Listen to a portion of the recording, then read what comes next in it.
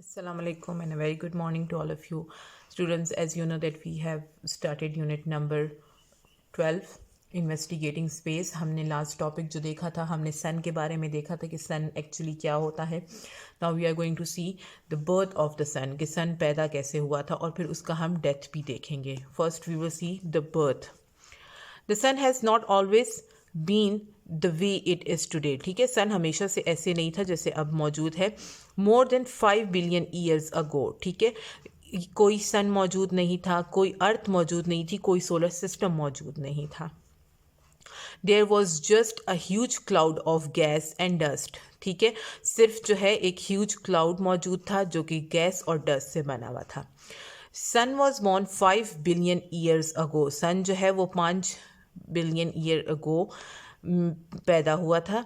In this great cloud of gas. किसकी वजह से हुआ था? गैस और डस्ट की वजह से.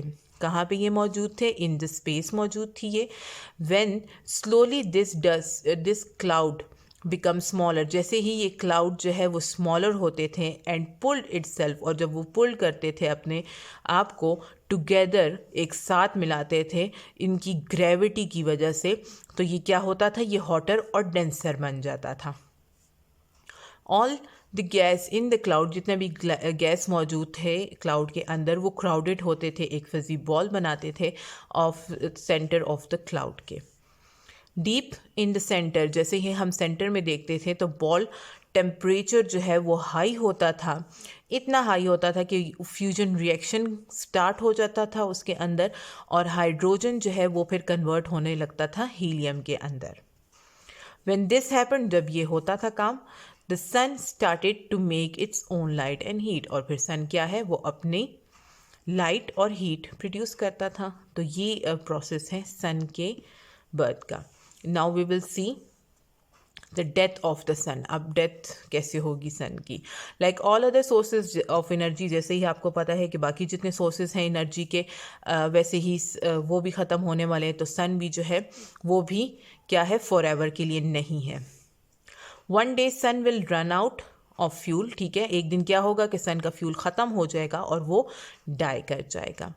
We have discussed above that sun uses hydrogen. हमने पहले ही डिस्कस कर लिया है कि सन जो है वो क्या यूज़ करता है? हाइड्रोजन को एज अ फ्यूल, और फिर उसको कन्वर्ट करता है हीलियम के अंदर, ताकि वहाँ से हमें क्या मिलती है? लाइट और हीट एनर्जी मिलती है, या फिर डिफरेंट काइंड ऑफ रेडिएशंस हमें मिलती हैं उससे.